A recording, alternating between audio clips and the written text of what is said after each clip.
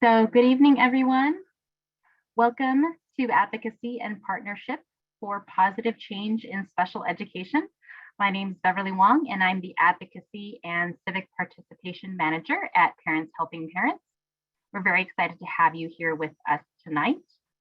This event is hosted by Parents Helping Parents with support by a grant from the Health Trust. The mission of PHP is to help children and adults with special needs receive the support and services they need to reach their full potential by providing information, training, and resources to build strong families and improve systems of care. The PHP Advocacy Program supports this mission by empowering parents to become advocates for children with special needs at the system and policy level. The goal of this webinar is to provide information for parents who want to influence special education policies and services and make a difference in the lives of children with special needs.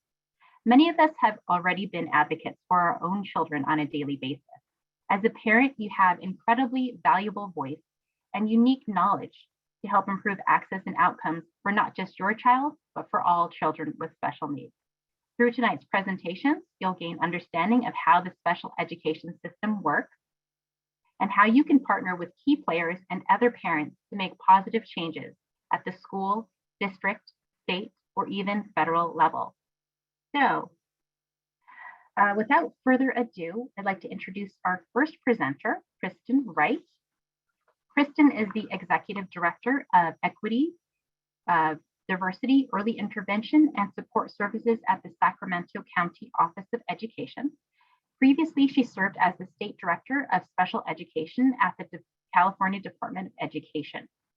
And prior to that role, Kristen served as the Education Policy Advisor for Special Education, Homeless, and Foster Youth at the California State Board of Education, and also as a member of the legislative staff at the California State Assembly.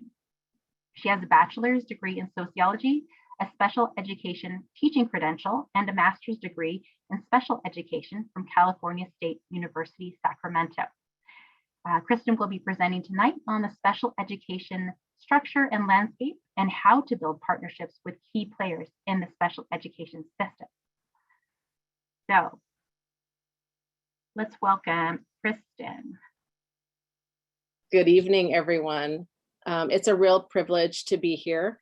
Beverly, thank you for inviting me. I am a huge fan of Parents Helping Parents and all the great work that you do to help parents navigate the system. So I hope today what I can do is give parents a little bit more, or whoever's on this webinar today, a little bit more information about navigating the elevations of special education in our system. And I'm going to go ahead and show you my reason for being part of special education. And this is my daughter, Shelby. And Shelby just turned 22 this past year. And I, like many of you, was a new parent 22 years ago that had Shelby, who was born with multiple disabilities and started my journey. I was not in education. I was not an educator. And again, like many of you who want to start advocating for not just your own child, but maybe for other children too, that's the exact journey that I went on. And so I hope today that I'm living proof that if you keep staying interested, the world is your oyster. And I don't know about you, but I love personally having parents that are having lived experience, be able to work in the system on behalf of other parents and students. So I just want to talk for a minute about our parent mindset. What is our frame as parents of students with disabilities?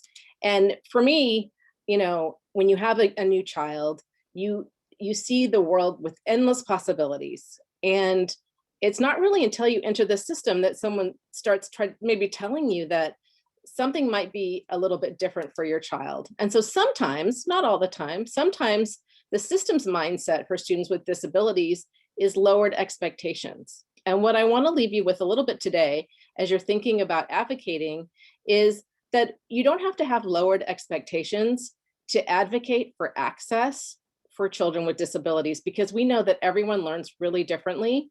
Some people learn at different speeds. And like I've learned from my daughter, the only thing she was limited by mainly were her physical disabilities and her inability to communicate. And I'll talk a little bit about that later.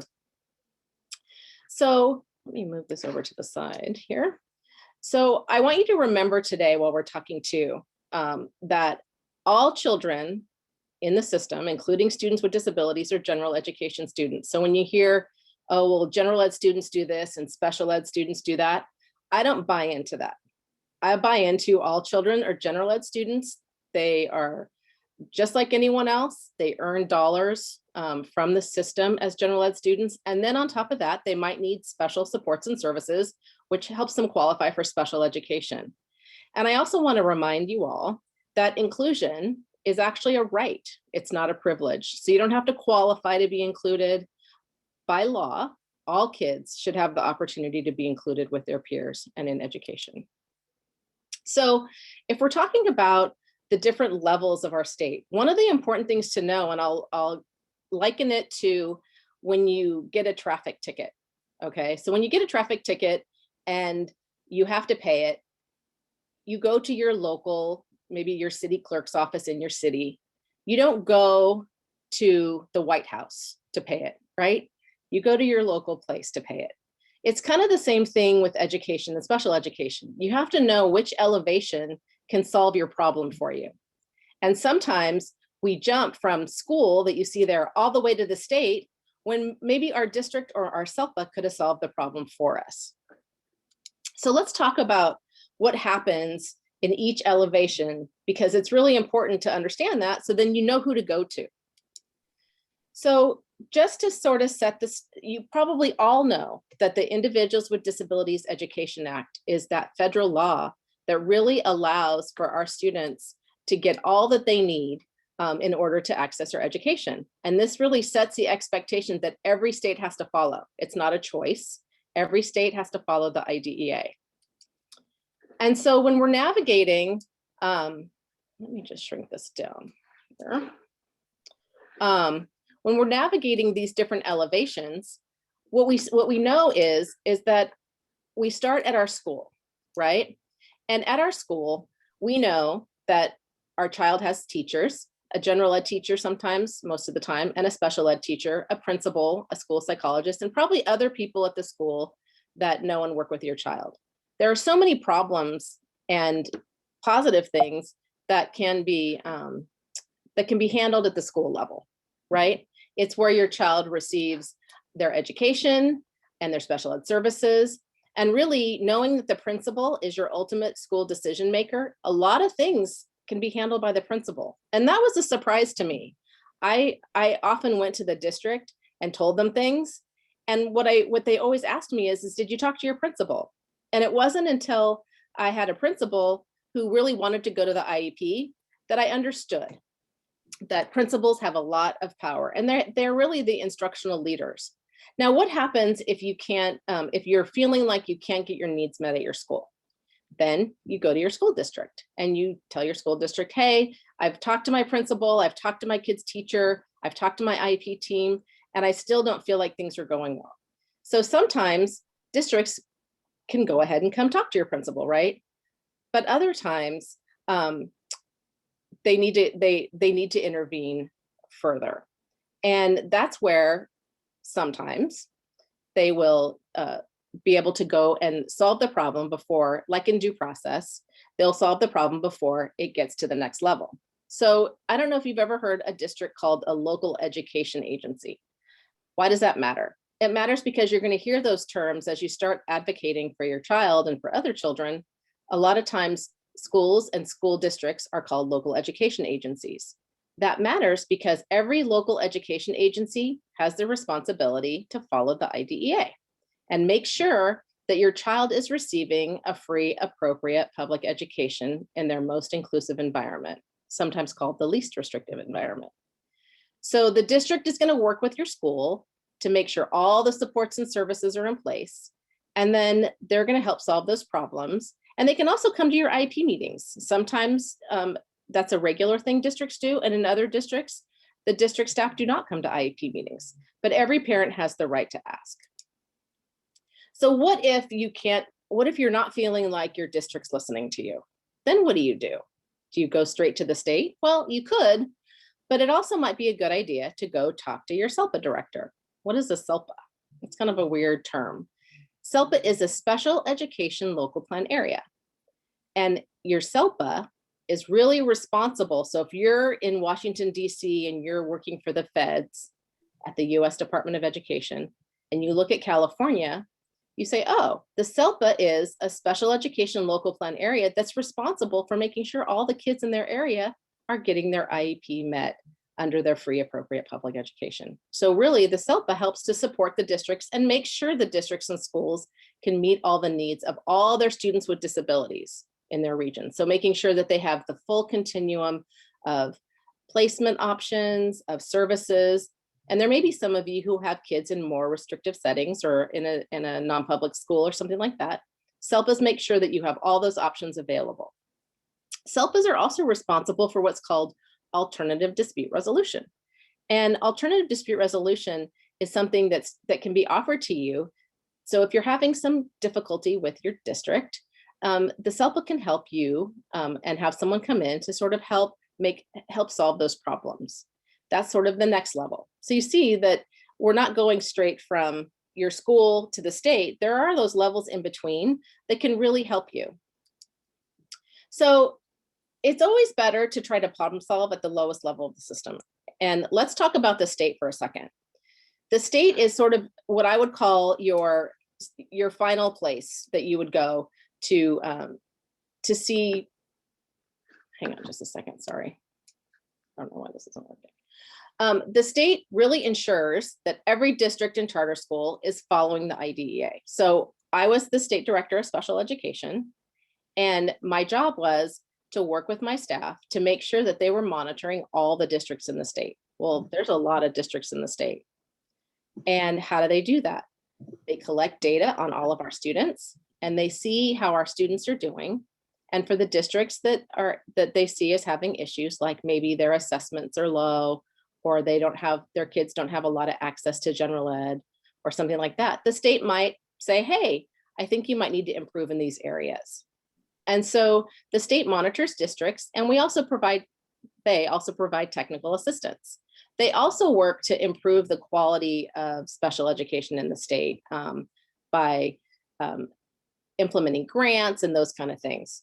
They also get monitored. So their sort of big brother, if you will, is the US Department of Education. So you see at every level, there is someone that is assisting and monitoring to make sure that the Individuals with Disabilities Education Act happens.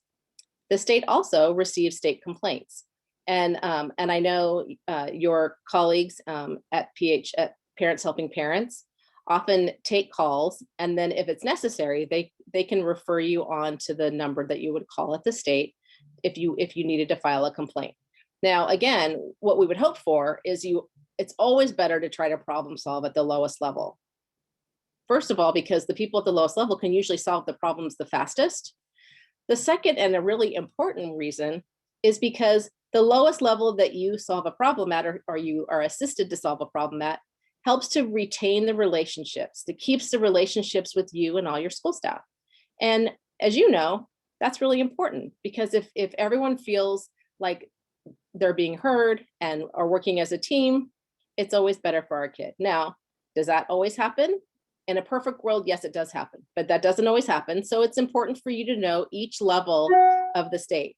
Now, as we're talking about each level, let's remember too that that you can also advocate at those levels. And so as we're talking about even the state level, and let's go back there, we'll keep going. As we're talking about the state level, you also have an opportunity to serve on the Advisory Commission on Special Ed and some other state level commissions and boards if you want to take that road traversing the different levels. Now, for me, I started as a parent in the infant program with my daughter. I became a parent that was interested in learning more about the system. I work with my infant program to become a parent leader, like many of you. I ended up going back to school to get my special ed credential because I was also curious about what it was really like to be in the classroom so that I can understand better. And I kept wanting to learn. And over the years, because I kept seeing more and more things that I thought needed to be changed and wanted to be changed, I continued on until somehow I managed to be sitting in that state director seat, looking from that vantage point, which is not easy. Now, I would highly recommend that if you are interested in looking at the different levels, Beverly will definitely provide you with the information about the Advisory Commission on Special Education, and send that out. And I would be happy to talk to anyone who's interested in that. But that is a way for you to start even just watching it on webinar to understand it better. So here we are in the middle of COVID-19. Now, we're used to advocating for things in our classroom. I don't know about you, but I had a system in place. I had all my providers in place for my daughter. Everything was going fine. And then COVID-19 hit. And I don't know if any of you have kids that are in transition age, but for kids in transition age, your whole life is in the community. And so what do you do, when that happens? And how do you even advocate when services are basically shut down? So this is kind of how I felt. Is this a bad movie? Like every day, this has got to be a cartoon. And how can this really be my life right now? And, you think it's going to end in a few weeks and it just keeps going. And so we had to really, in my house, and I don't know about yours, we had to really pivot. And this is what our house looked like. We had a lot of different devices. We tried to do music therapy online. And, I don't know about some of you, but music therapy online is not the same as music therapy in person when you're playing instruments. And while we love Ned, my daughter thought Ned was giving a concert, not doing music therapy. Why am I telling you all this? Well, because even though COVID-19 has hit and services are difficult, services can still be provided. And under the IDEA, there were no free passes, if you will. The expectation is that students with disabilities, to the best of the ability of the districts, and I know it's been really hard, provide services for students with disabilities. Again, this is what it looked like, right? Trying to do transition services using different devices for someone who's a very tangible kind of girl. And so where are we now? And this is so important because this is really a chance to really clean out the pond, right? We have this fresh start. We can kind of rethink what we're doing. And I don't know about you, but I learned so much about my daughter and the technology we were using and how she communicates and what she needed by being home with her. There was a lot of things that I had not seen. There are a lot of ways that things were being done I didn't know. And so I hope that at the very least, this has given you a little bit of a different insight so that when you are advocating, you kind of see what happens at school. And one of the things that I noticed was our communication, even though we have this, you see the communication device, was not all that it could be. And so as we're working with technology, that's now a key focus for us, is really working with that communication device. Because we want her to have student agency. And what is student agency? Student agency means that ultimately all of our kids, as they get older, are able to really realize their dreams, and that they are able to make decisions, person-driven decisions for themselves. Well, for like Shelby, who uses a communication device, and if we didn't give her the words to say, she would not be able to let us know. So we have to first insist on that functional communication piece, right? And so as you're thinking about advocacy and you're sort of reframing going back to school, some of you have already been back to school, you might want to ask yourself, do we have the communication in place to really allow our children to help to drive their own plan and what they want to do for their life? And I'll be honest, for me with Shelby, I didn't really know how to do that until I started thinking about providing her communication, and she started showing us that she really did know things and wanted to tell us things. So the other thing I learned was that that I wanted to make sure that we surrounded her with people who really believed in her and that made sure that she had a voice and really empowered her to reach higher. And, you know, sometimes you don't know, right, what's happening at school. And so part of that is being able to go and observe what's happening when you go back to school. But the other part is building those relationships with your providers so that they understand where you're coming from and you can help empower them to do their best work. And this is Shelby and Beth, one of her employment providers, who was very instrumental in giving Shelby a voice. And often she would come home and tell me the things that Shelby didn't want to do and what she told her. And I was very surprised. And I don't know that I actually completely believed it until I was home and had Shelby at home and actually witnessed it for myself. So as we're thinking about going back into the community, you know, Shelby's been trying to go into her job placements and other things, but there are no people there, right? And so one of the best ways that we learned how to help her communicate was making sure she had plenty of reason to be interacting with other people. And for her, the biggest motivation was other kids. So I wanted to end this by saying that that my experience advocating has been at times very frustrating, has been very eye-opening and very rewarding. And I think for most of us who have kids with disabilities, we've had to get pretty thick-skinned.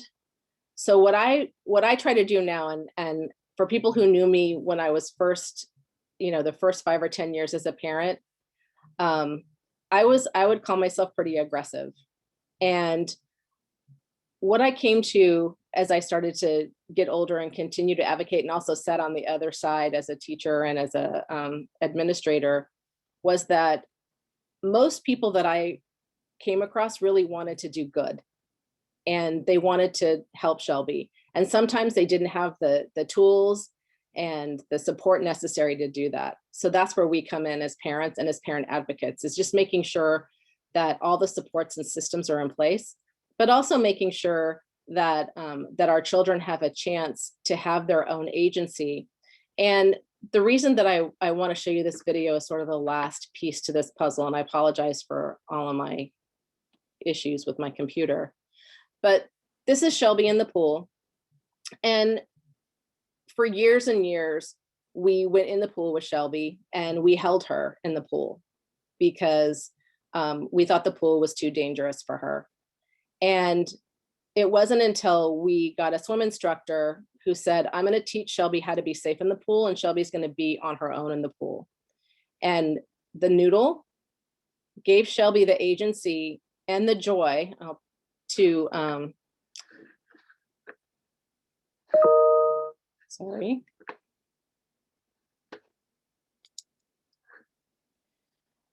Gave her the agency and the joy. Can you see me? Hopefully my screen stopped sharing. To be able to really feel like she was empowered. And I think that's symbolic. Her being in the pool on her own is really symbolic of what I want for her.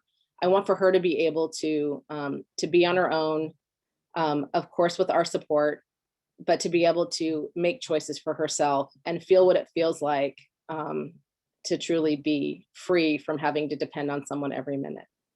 So I hope this has been helpful. Again, I apologize for all of the technical difficulties. Usually we don't have these, but as I've been talking to everyone today, everyone has had these technical difficulties for some reason. So maybe there's something happening in the atmosphere, but I do appreciate you listening. And I hope this was informative. And I also hope that if you have any questions or if I can be of any assistance at all, that you please reach out, because we cannot, you know, the parents are the most important, to me, part of the system, because we are the ones who at the end of the day are looking out for our kids in order to help them realize their dreams. So thanks for having me, Beverly. Thanks, Kristen. I appreciate it. So we have a few questions here. One question is regarding inclusion, and just wondering, they have found that inclusion is not specified as or right, only least restrictive environment. And so the question is, can you point to, are there actual laws or statutes that state that inclusion is a right? So there is a piece of state statute that states that, and I'll go ahead and provide that to you, Beverly, after this, that basically says that that students really have to have the opportunity to be in a general ed classroom. And it isn't until we've tried to include them that we can have a discussion about whether they should be removed. So everyone really does have the right to be educated with their peers in the general ed environment. And that doesn't necessarily mean they have to be there all day, every day, if it's not good for them. However, it is a right under the IDEA, and least restrictive environment to me means the most inclusive environment. And it's been also upheld in the law in that same way in court. Great, thank you. So our next question is, how has COVID advanced the types of services that schools and districts will provide now for students that they once said would not be possible? Well, what I've noticed is that it's certainly changed the way that we look at technology, and that because of COVID, everyone had to have access to technology. And I've heard from many parents that that parts of being remote have been really positive for their students with disabilities. Obviously the difficult parts have been for kids who need a lot of support and parents who, need to work. That's been very, very difficult. But I think the positives have been, and I know I'll just speak for myself and say the positives have been, I have sort of been reintroduced to my daughter and what her needs are and who she is. It's definitely strengthened our relationship. And so as kids are going back to school, it's almost like everyone's sort of on an individual plan, because parents are choosing a lot of different things for their students. Some places are going back hybrid. So it is a chance to sort of revisit what things worked online and remotely and what things didn't. I would say for us, music therapy is not working remotely, but some other things are. And so I think it's really individualized, but I do think the technology piece is probably the biggest one. Mm-hmm. Great, thank you. We have another question. This is coming from the co-founder of REAL, an advocacy group for twice exceptional students. And she says they've been advocating at the school and district levels and are starting at the SELPA level. They see that many things districts do are only done when they are told they have to do them from the state level. And so she's wondering if she should move up the chain so that more educators can learn about this unique learning profile. So it's definitely always helpful when there can be attention brought to a specific, if you're talking about a specific disability. And I'll tell you that I know you're going to talk to Michelle from Decoding Dyslexia later, and I would say dyslexia is a really good example of how parents got together to really bring attention to something that's really important, and a specific, disability category of specific learning disabilities. And it has brought in much more attention. And they have done a lot of work in advocacy at the state level. And one of the ways that you could start getting information out would be to come to the Advisory Commission on Special Education that meets every other month for the day. And they do have public comment where you can bring issues forward to start showcasing them. You can also talk to your legislator in your local legislator's district office. You guys have some really great legislators in your area. I think some of them are carrying some of the legislation around special ed this year. And that's another way. But yeah, I mean, what I would say is I wouldn't encourage people to try to solve local IEP problems at the state level, because so much can be so much faster remedied at the local level. Now, again, if you feel like it can't be remedied or you're at a stalemate or something, obviously go to the state. But if you're talking about bringing attention to a specific need or issue, certainly the state is a place that you can go. And, I've had parents as a state director write me letters, call me, call the staff at the special ed division. All these people are paid by your tax dollars. So they all work for you. And I would say even in my role at the county now, I work for the public. So, I'm happy when people come to me directly to tell me things or to, try to brainstorm ideas. Great. Thank you, Kristen. So we have quite a few questions in the Q&A. Unfortunately, we can't answer all of them. Maybe I'll throw a real quick one to Kristen since we're just a little behind schedule. I think you can answer this pretty quickly. What are some tips for talking with administrators in special ed? I think one tip is to be able to talk to them about, what you've tried to do already at the lowest level, right? So for me, if I had already talked to my teachers and I didn't feel like, it could get remedied, I talked to my special ed team at the district. I guess the only answer for me would be that that it's a human connection, right? That I try, even when I'm mad, to go in as a partner.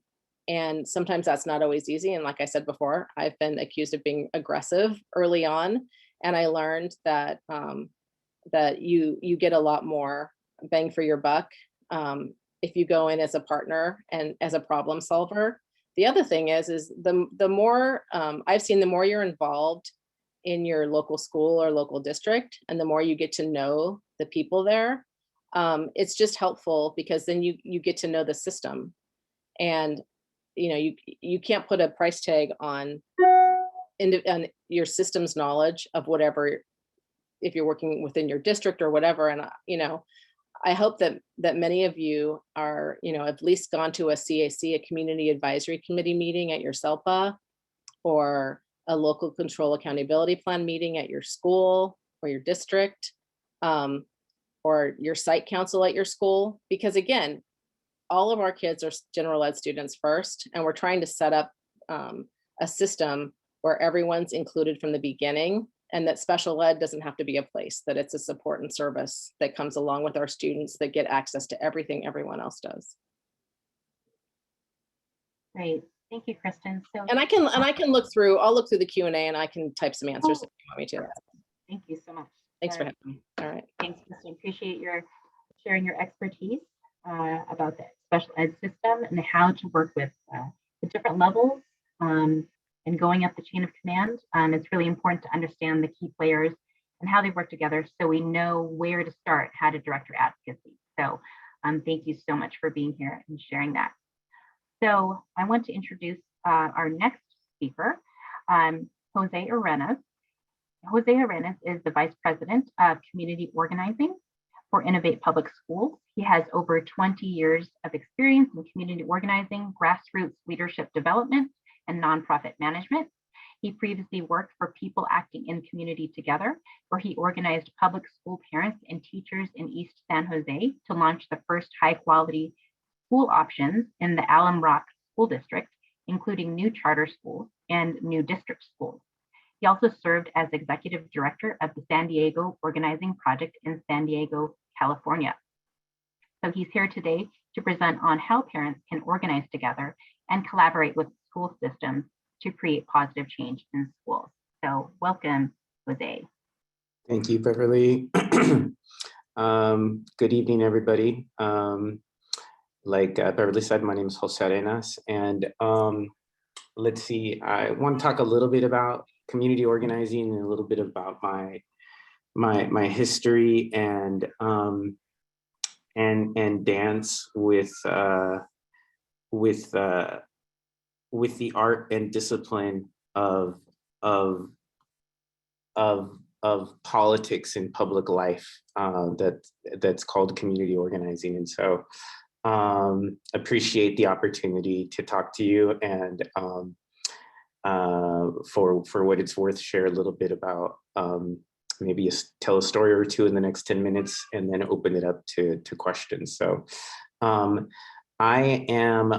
originally from San Jose, grew up here near the downtown part of the city. And yeah, so have like a real love, hate for the city. As a human being and as a Mexican American and as an organizer. And that's a real privilege to have a love of my country and its systems, and as well a healthy critique of how it could do better and how we could do better, because I am part of that system and part of its solutions and part of its problems. And so when I found community organizing, I found this sort of line of work that really melded those ideas together into a practice and a process that tries to involve a ton of people in improving their neighborhoods, their cities, their schools, by helping people make their voice louder and build relationships across all sorts of different differences amongst people, and then helps people sort of be effective in public life in putting some pressure on things. And so I would say, if I was to sort of explain what community organizing is like just this deep belief that I think that we all share in education and in special education, is that we believe in the beauty and limitless potential of children. We believe that they deserve the best possible education and the best possible opportunities to emerge from education. We believe in their formation as human beings and in members of society, and we just believe in their limitless potential. And like when we talk about inclusion, we talk about other kinds of issues around special ed, it's really because we believe in their potential, and that somebody doesn't believe in our children's potential or in your children's potential the way you do or the way I do. And in community organizing is we take that idea that we have for children around the issues that we work on, and we sort of extend that belief and that value to parents and communities and grandparents and guardians of children, that we gotta believe in their limitless potential and their capacity to be positive actors in improving conditions and improving things, improving outcomes for their children. It's not just the job of the advocates and the activists and the elected officials and the experts, that they all have a role. We all have a role, but we just believe that we got to have the same kind of belief that we have in children, in the belief of parents to be effective in public life. And what that really means is being effective in creating enough support and pressure to get things to move and to change. And so I wish sort of politics and I wish America worked differently, but it doesn't. Way too much evidence in the contrary. And really, really smart people who study politics and have studied civil rights and organizing and education reform have found that the only thing that works is a mix of support and pressure on our public systems, particularly our education systems, if we really want them to do better, particularly for those who are left behind and excluded. So that's sort of what organizing is. And I do want to tell just a little story before I end and open it up to questions. But I want to talk a little bit about just one of my key learnings. I helped to start some district schools and as well some charter schools in the eastern part of San Jose, and did that work for about 5 or 6 years before moving to San Diego, and worked on a whole bunch of other issues. But did a lot more work with the district and working in partnership with the district, and really the work in San Diego emerged from two things. One was the academic outcomes for particularly Black students in southeastern San Diego, and then as well for Latino male students in San Diego in the southeastern part of the city. And there was I believe it was in 2006 and 2007 where district-wide, and this is one of the biggest districts in California, one of the bigger systems in the country. I believe that there was like 281 male, Black, and Latino students in the whole district that graduated with the A through G requirements to apply to a four-year college university. And the biggest high school that served that part of the southeastern community did not have a single male, Black, or male Latino student that graduated with those credits.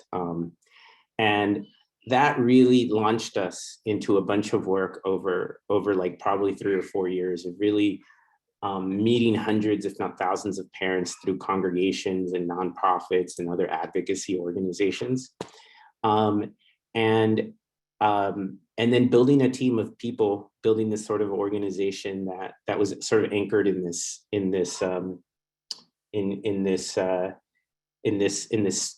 historic church in southeastern San Diego called St. Stephen's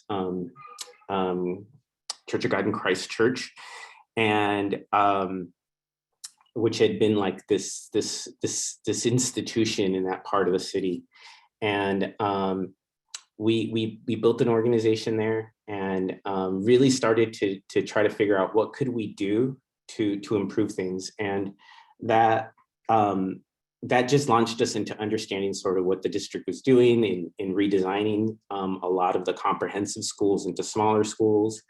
And we just learned a ton, and really it led us to sort of these demands and asks of the superintendents, area superintendents, of school board members, and did a lot of these sort of public meetings trying to again sort of support and pressure the system.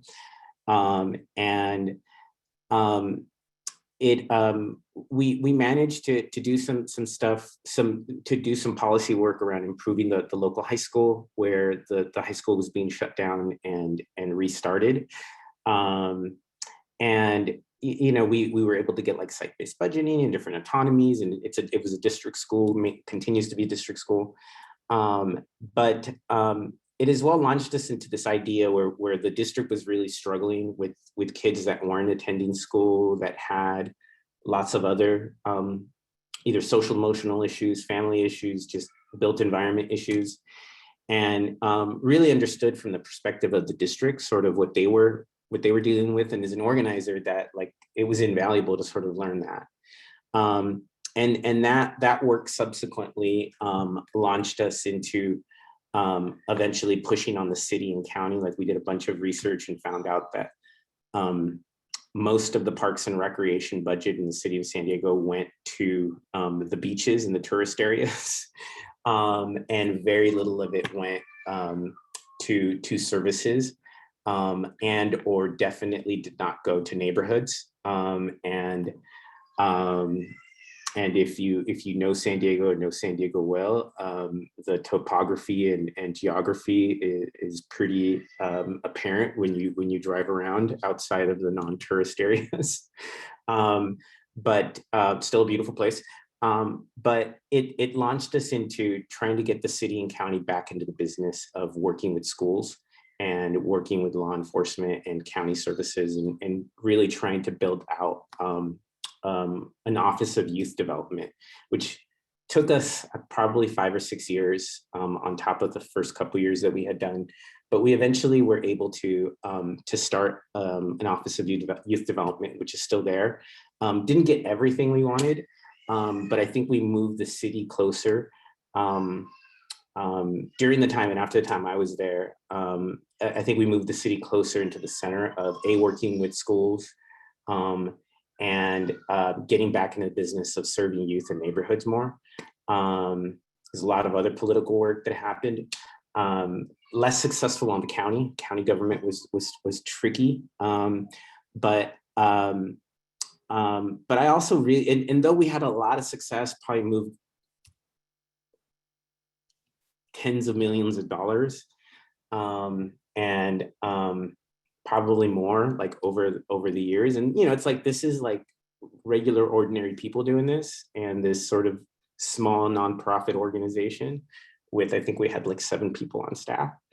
I really also learned about like taking your eyes off of the school system, and a lot of really good things changed, and yet that school to this day remains struggling. And it's not just the built environment, it's not just what happens in the community and with families and the services they need, because we really did that.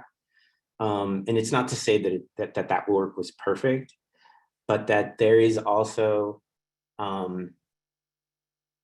there's also this real important focus that we need to have in public education and in special education, and not allow ourselves to believe that there aren't problems there, and that the solutions are sort of just outside in the built environment and in more services. And that's just, I believe it's a reality. I don't think that anything in the history of America, or most countries in their education system, shows anything different. And like, money is important, but there's all sorts of other issues and problems. And so I just learned a ton, and like I'm really proud and happy of the work we did in building out sort of this youth development office, and it's really cool. And but I also sort of had this very sobering loneliness around like the school that started it all is still it's still struggling, and it's still not doing well. And so lots of work to do there. And so I would say, I don't want to leave it on a downer of a note, but I do want to say that there is an opportunity. Like, again, if we believe in the limitless potential of parents as the best advocates, and the best organizers, and the experts in what the solutions are, we need to help unleash them. Like, our organizations need to create structures where we are helping to share power with parents, and share power and with communities. And that doesn't mean that like people make all the decisions all the time. That's also not what I'm saying. It means that we share power. It means that we share decisions, and in a genuine way of like important things, not like what we name and organize like a group, but like actual strategic, tactical decisions. And I think that there's just something really powerful around special education that could be done at the local, state, and federal levels. But I do want to just what the panelists before said. I think that it's always better to, it's always better to solve the problem at the lowest level of the system. And that's I think real, that's good community organizing, is if you're able to solve problems at the lowest level. And it is true what was said around, like, that's usually who can be most effective and responsive theoretically. But it's also, that's where people learn and people win and lose. But that's where sort of, if parents are unleashed in that arena to be organizing and to be realizing how to be effective in public life and fight in public life, right? Like that's where people learn. And people will never forget those victories that are individual, but like those victories where people sort of win something on their IEP, like people sort of begin in this work to transform. Like people start with sort of like the issues that they care about the most that are very personal. And it's sort of like, it sort of opens up and people sort of transform into caring about other children and other parents and the community as a whole.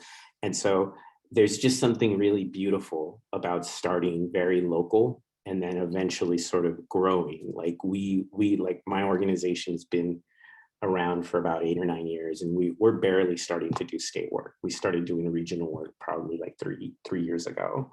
So anyways, that's, but just wanna encourage everybody to get involved and to start a group.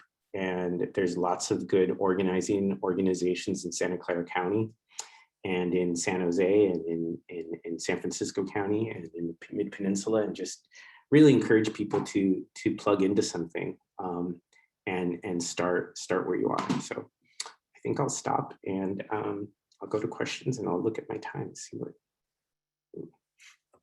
Thank you, Jose. We do have a couple questions for you. One audience member is asking, in your opinion, what are the first steps to creating a youth program in our area?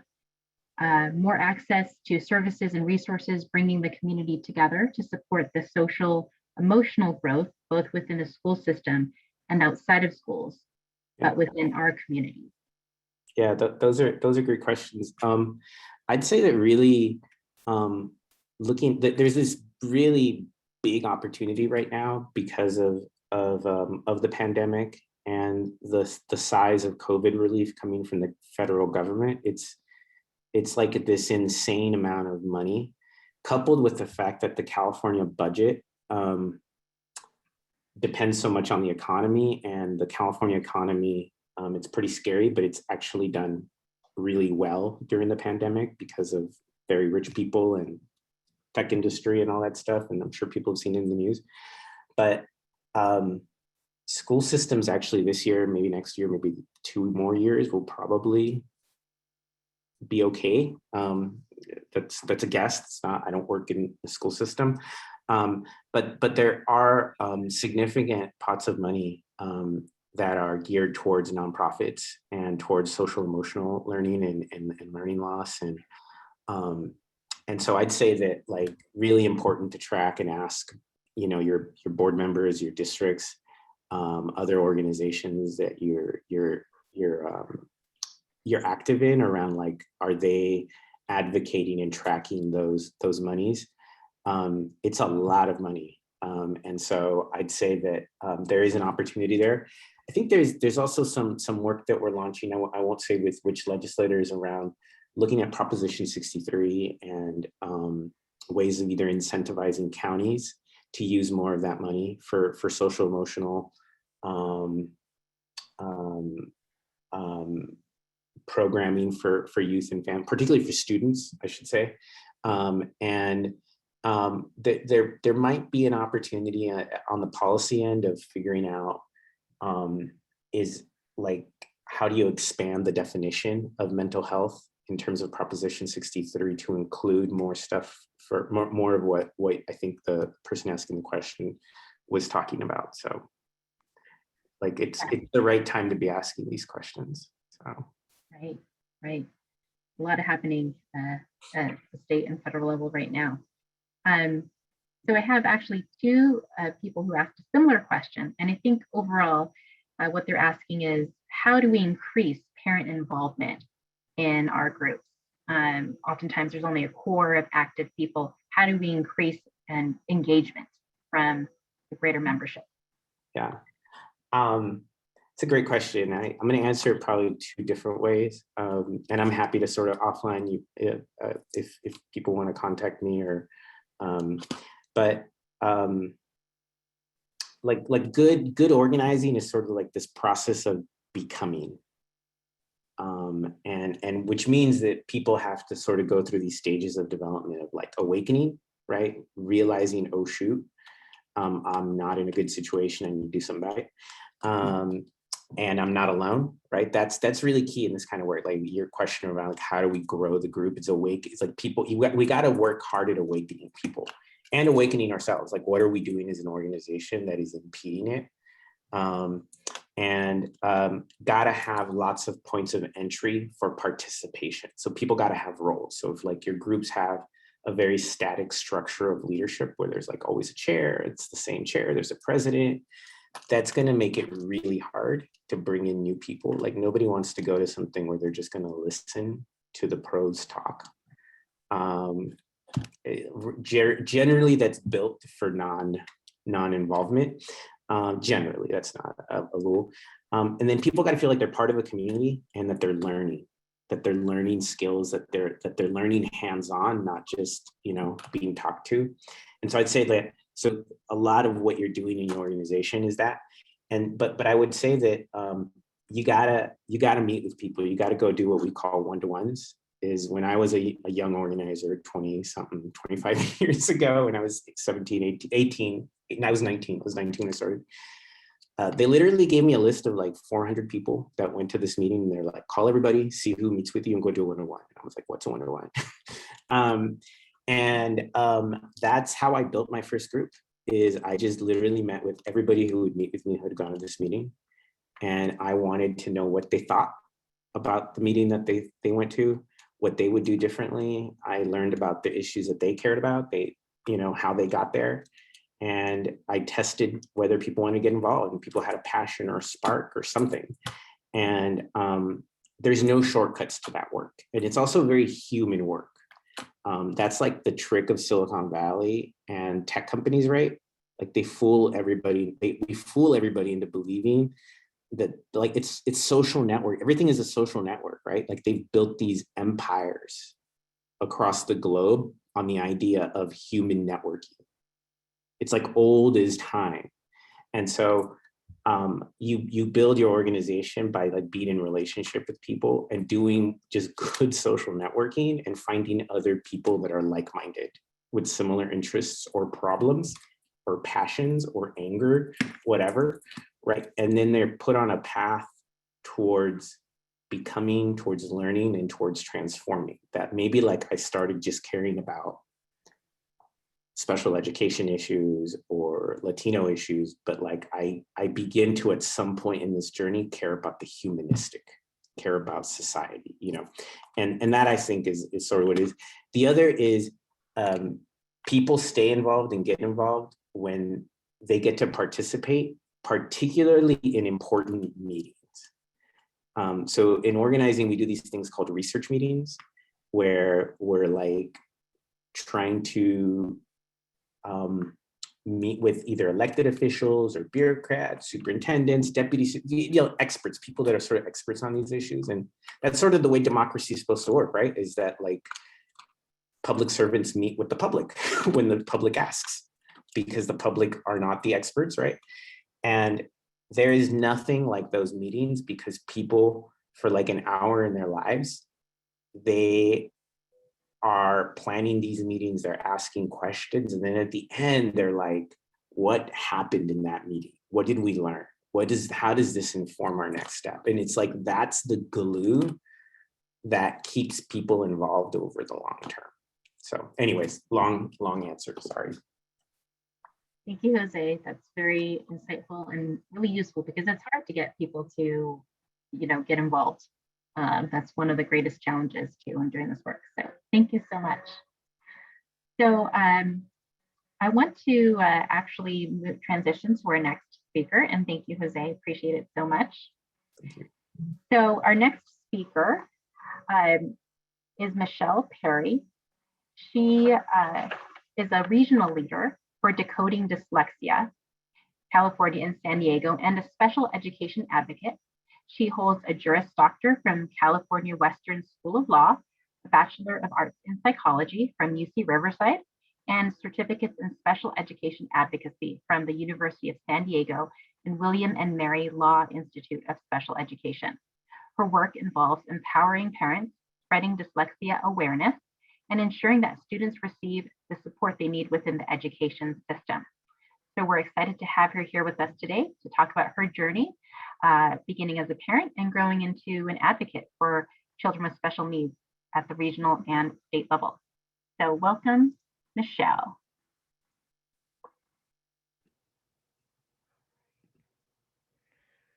All right, everyone.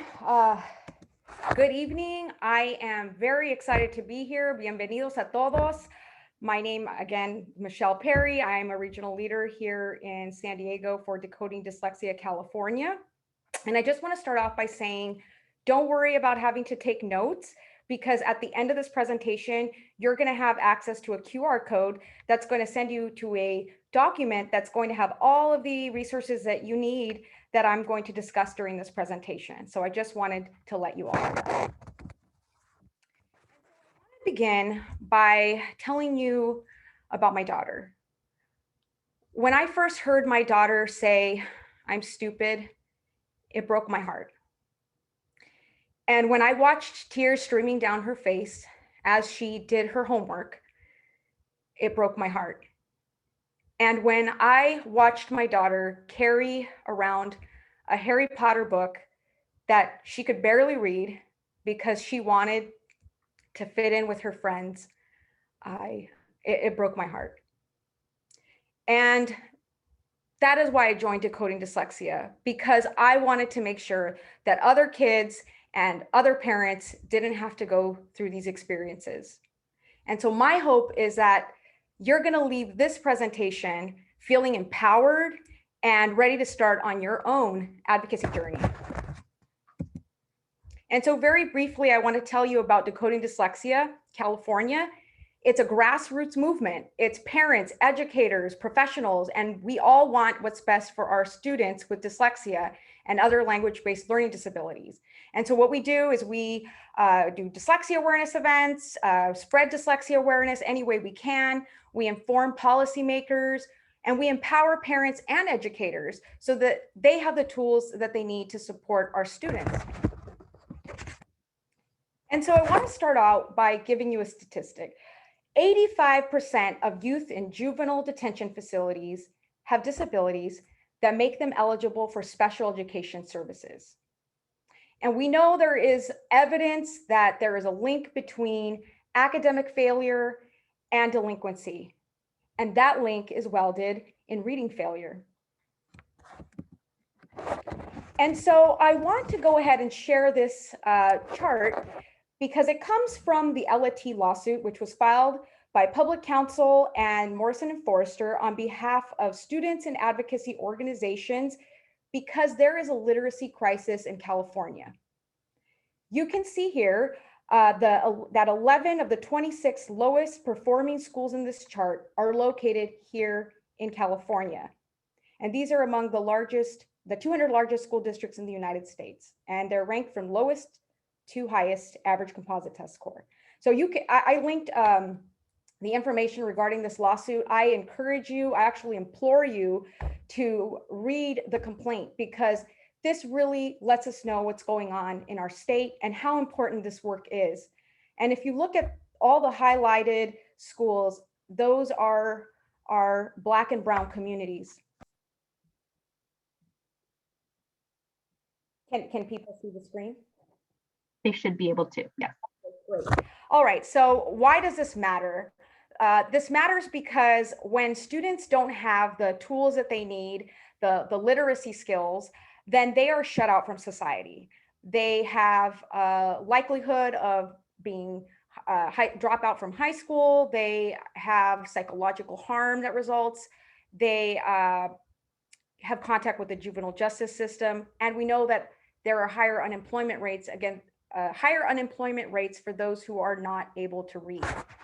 And our courts have actually recognized that illiteracy is an enduring disability. What that means is that it doesn't just affect the student while they're in school, it also affects them in adulthood.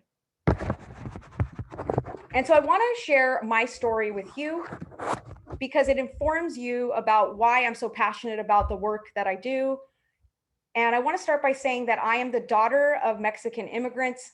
My mother is from Michoacan. My father is from Zacatecas. And my mom didn't speak English, and she was out there advocating for me in school. I was one of those kids that had trouble paying attention in class and talked a lot and was disciplined. And so I'm very thankful to my mother that even though she had these challenges, she was able to just advocate for me the best as she could. And so I witnessed how difficult these barriers are for someone who doesn't speak the English language. And it's even difficult for people who do speak English. And also I wanted to share that I am the proud parent of my daughter, Ava, there at the lower part of the screen. And she has dyslexia, and she inspires me every day. She has shown me that our kids are very resilient and that they have so much potential and they have the capability of reaching their ambitious goals. I also, I've lived in low income communities, so have seen the inequities that occur in our education system. It shouldn't matter where a child lives. They should receive instruction that's going to prepare them for adulthood and success. They should leave our schools with the ability to read. And I also have experience working. I worked at a mental health institution with people with mental health issues. I have worked directly with students with disabilities in both in a non-public agency as well as in the public schools. And so I really, that perspective really guides my advocacy and makes sure that I am advocating for all students, not just my own. And so very briefly, I just want to say that I did a lot of individual work. Of course, I attended IEP meetings, tons of IEP meetings, trying to help students at the individual level. So that's how I started my journey. I also helped students that were facing expulsion. And because my time is limited, I said I won't get into the details, but I did want to say that it felt like I was playing a game of whack-a-mole. So I would help one student, and then all of a sudden I'd get tons of other students who needed help and that had these struggles that were just heartbreaking. And so I decided that I needed to do more to help more students.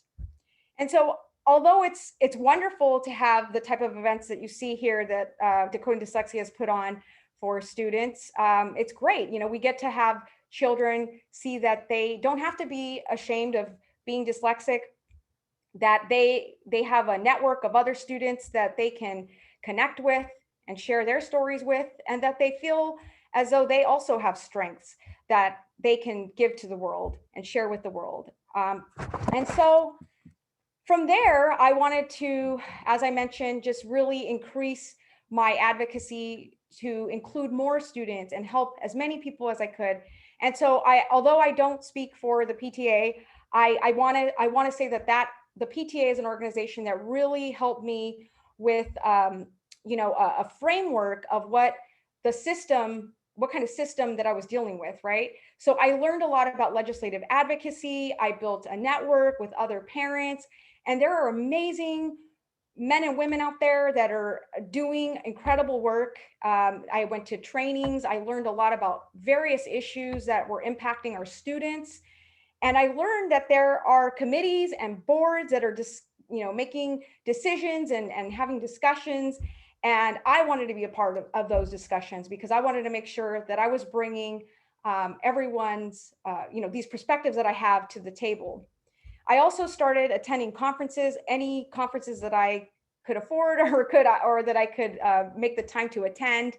And I attended a lot of special education law and advocacy presentations. I also attend juvenile justice conferences and also conferences related to literacy and dyslexia. So just really building that knowledge so that I can be adequately informed about what I'm advocating about.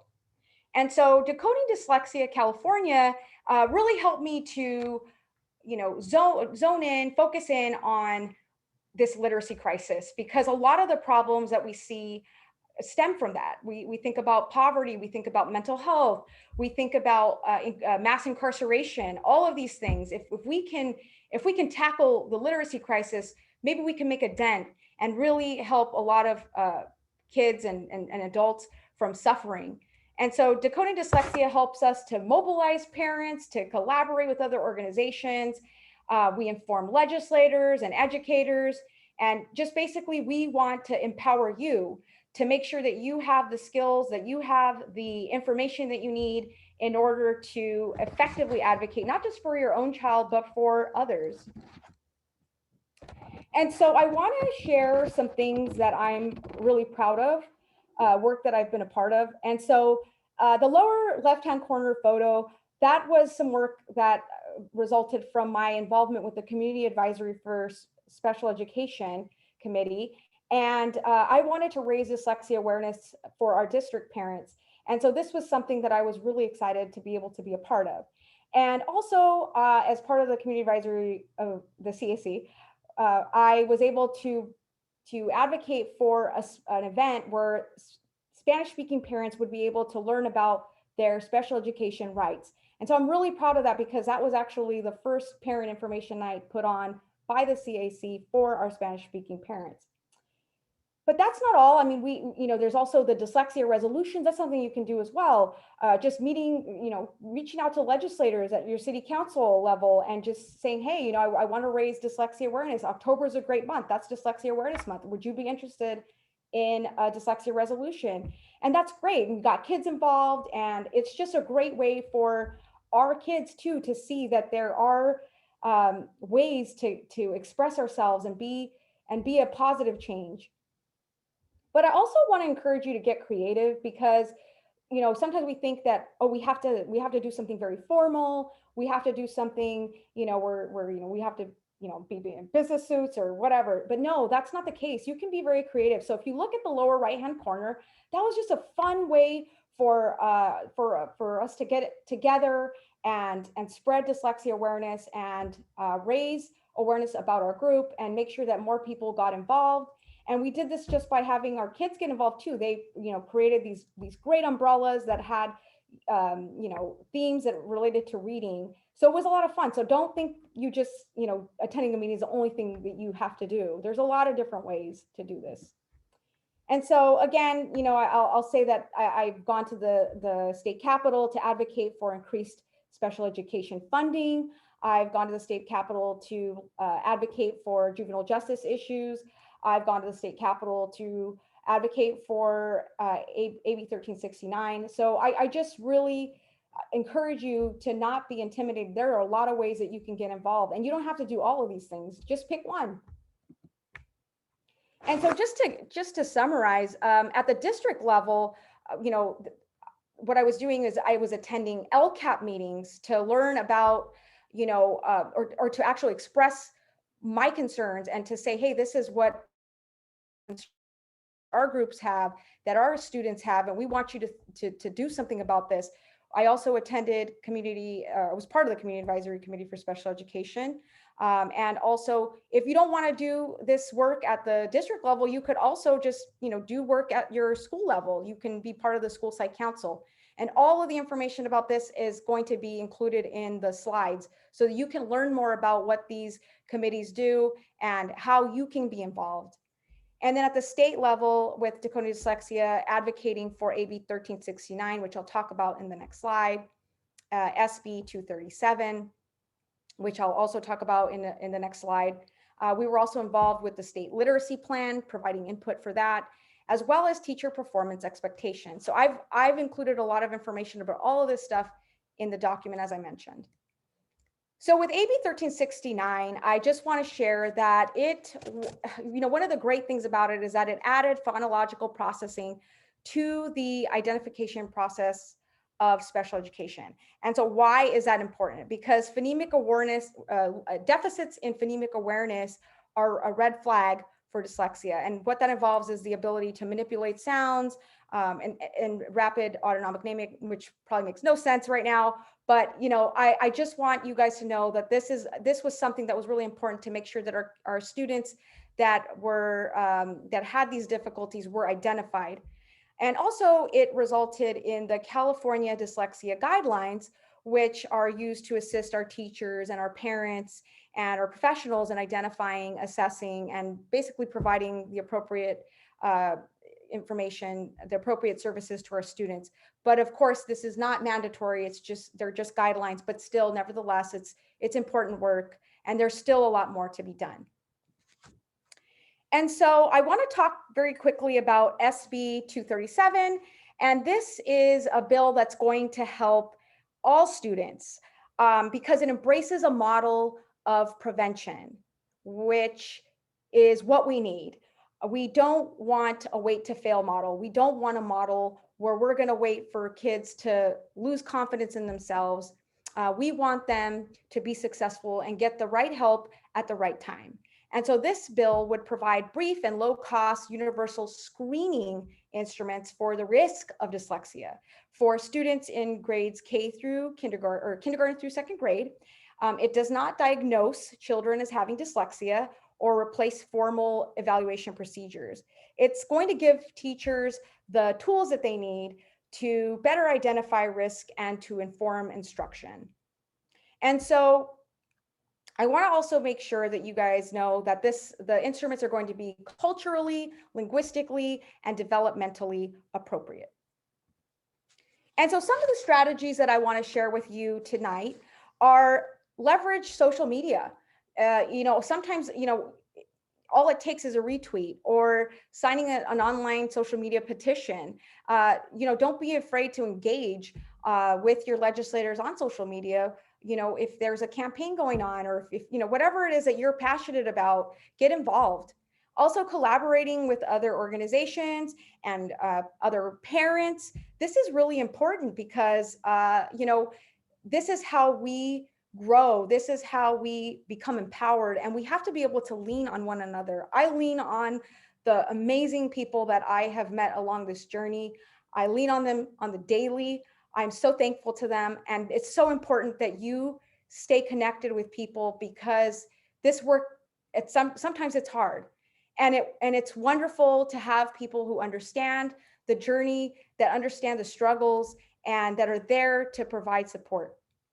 And so another thing I recommend is letter writing campaigns. We currently do that with Dakota Dyslexia, making sure that we reach out to organizations, to people, and say, hey, would you be willing to write a letter in support of our bill? And so this is really great, a great easy way. And sometimes all it takes is just a click. So you can very easily do this. Dyslexia resolutions, I already talked about that. That's another way that you can get involved. Legislative advocacy, just meeting with your legislators, talking to them about issues. We're all human, and we just have to really connect with each other. I always tell people, everybody puts their pants on one leg at a time. Don't feel intimidated. They're just like you and I. So they want to hear your stories. They want to know what's going on. And then additionally, just providing public comment, making sure that your voice is heard. And so my reflections, why should parents become advocates? Because your voice matters, your stories matter, and they're important. They're important for this work that we're doing, because we all have to come together collectively if we're going to make a dent in this literacy crisis and to make the world a better place for our children. And also, your children are watching. They see you out there, and that's how you're modeling to them how to advocate for themselves. And so also, this is how you change what isn't working. If something isn't working and you don't say anything about it, then how can you make change? You have to tell people, and sometimes people don't know certain things. Come with an open heart and open mind, and just really try to get out there and make a difference by telling your story. And how you can do this is by educating yourself about your issue, whatever issue it is. Build a strong partnership with people and organizations. How do you do that? Go to one of their meetings, look and see who these people are, who's on their board. Reach out. There's an email there. Go to their website, call them. I tell everybody I'm a bugaboo. I call people on the phone and I'm like, hey, did you hear about this? So it's just, don't be afraid. Get out there and just, make connections. And you never know what will come of that. I already mentioned the use of social media. And you know what, you can start by attending a CAC for special education meeting. That's a great way. You don't have, I mean, it doesn't have to be anything, too complicated. Just tell your story during public comment, or maybe, share some feedback about something you think is important and should be a priority. So again, share your story. And so how have I grown? All of these experiences I've had, all the great advocates that I've met, all of the wonderful students, all of their stories, all of those things have given me the courage to step outside of my comfort zone so that I can become a better advocate for our students. And my journey led me to law school because I wanted to do more. And this is just the beginning for me. Where will your advocacy take you? Thank you so much.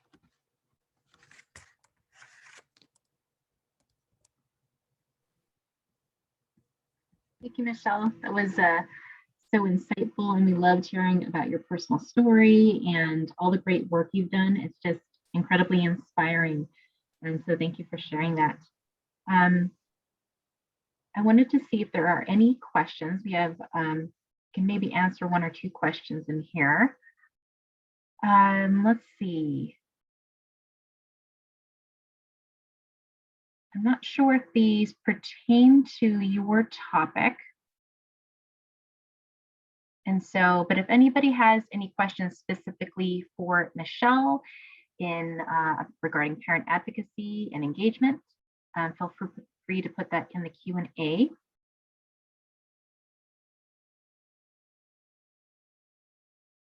And if not, then I think you did, you covered everything, Michelle, your experience and all the different ways to get involved. And the wonderful thing about that too is actually I was going to talk a little bit about that in my closing comments, and now you've already covered that. But it was an amazing story, and we're so appreciative of the work that you've done at the local and state level. Did you have a comment? Beverly, I did want to mention, I thought I saw something in the chat about the school site council and how to really get involved there. I have provided some information in the resources page where you can learn more about school site council, how it works, how you become part of that council, and how to really effectively advocate when you're on that council. Okay, wonderful. So there is a question asking, how did DDCA grow from a small grassroots group to making such an impact?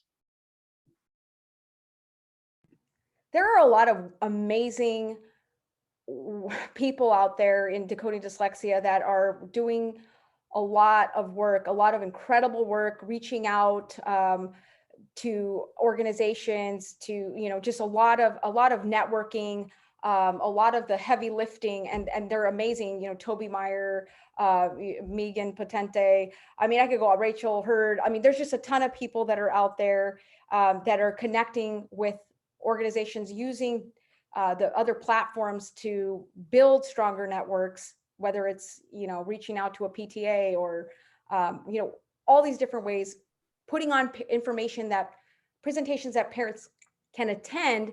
And then that's how they get something meaningful from our group. They learn and they grow with us. And then they tell a friend, hey, you know what, we've got a lot of great work to do, and we'd love for you to be a part of that.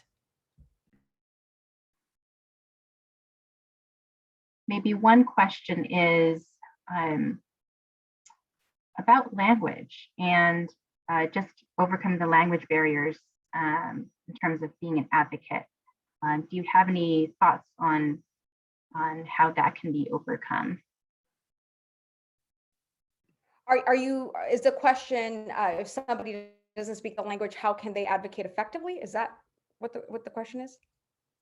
Yeah, I think the question is, well, related to, so much of the materials, documents, okay. the system is, there's a language barrier, and how can we become effective advocates, with that language barrier? Well, for example, if you're receiving special education documents that are not in your native language. I mean, that's a problem. I think it's also important for parents to build. That's why it's so important to build these networks, because you will have access to so many more resources, people that will come with you if you don't speak the language, but maybe somebody who does can come and help you with those difficulties, those challenges. As I mentioned, my mom didn't speak English, and somehow, you know, she found a way. And I think that don't allow anyone to make you feel like you don't belong in the school and that you don't have the right to ask questions. And it's just a matter of building that network and connecting with other parents so that you feel confident when you go into the school and ask for a translator if you need one, or bringing somebody with you that's going to be there for support. And also, if you have issues that, you know, are related to special education problems that you're having, you know, really all this network is going to do is provide you with resources to find advocates and attorneys in your area that can help you. And, you know, you're not alone. There's a lot of us out there, and I would be happy to help you in any way that I can. My email is at the end of this presentation and that you're going to receive. So contact me. I would be more than happy to point you in the right direction, or help answer any questions that you may have. Consider me part of your network. Thank you, Michelle. I appreciate it so much. Thank you for sharing your story. So, and like Michelle said, we will send out resources and for information following tonight's event. And so you will receive that. So as we're wrapping up here, I just wanted to say some closing words, and just to say that, you know, becoming an advocate at the system or policy level is not easy. It requires time, energy, commitment. As you saw in Michelle's story, it takes time, and you know, we're all stretched thin. Sometimes time doesn't feel like something we have. But as Michelle said, we don't expect everyone to take the world on from the start. And so there are just so many different ways that you can get involved, even just to support the campaigns or issues or advocacy efforts that you see around you in a small way. And Michelle really was thorough in sharing all the different ways that you can do that. So thanks so much, Michelle. So I hope that through tonight's webinar that you've gotten some information on how you can expand your advocacy beyond your child and make an impact at the higher level. And we hope that you'll continue to connect with PHP advocacy programs and the work that we're doing on social media. We'll connect you with Michelle, and we can connect you with Jose, and we'll provide you some resources after tonight to stay connected. So on that note, I also wanted to share with you that PHP is currently accepting applications for our Parents for Change advocacy training. And this is a 6-part online training that's free to parents that will teach you how to advocate and influence legislation and how to work with decision makers in systems of care. So I wanted to put that out there, and we are going to put information, a link where you can get information in the chat. And again, that's a free training available for parents living in Santa Clara County. We also have monthly meetings of a group called Parents for Change that includes graduates from the program, as well as any parents interested in working to address issues impacting the special needs community. It's an action and support group. And so you're welcome to that, and I'll provide information after tonight. You can also contact me about that at beverly@php.com. And so we appreciate you joining us tonight. And I wanted to, before you go, we'd appreciate if you wouldn't mind taking a few minutes just to answer a quick survey about tonight's event. And we're going to paste that link in the chat to take the survey in English or Spanish. And as I mentioned, you'll receive resources after tonight. The recording has been posted on Facebook Live, and so that's available right now. If you have further questions, we welcome you to visit our website, php.com. And we have a video learning library for parents of children with special needs. And we have over 150 upcoming events in the next few months.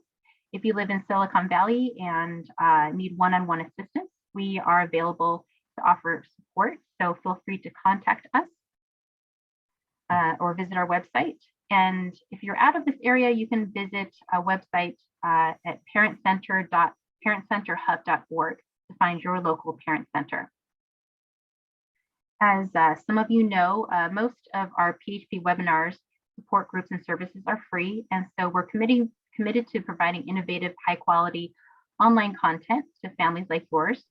And we just ask if you'd please consider making a voluntary donation to help us continue this important work for families raising children with special needs throughout the community.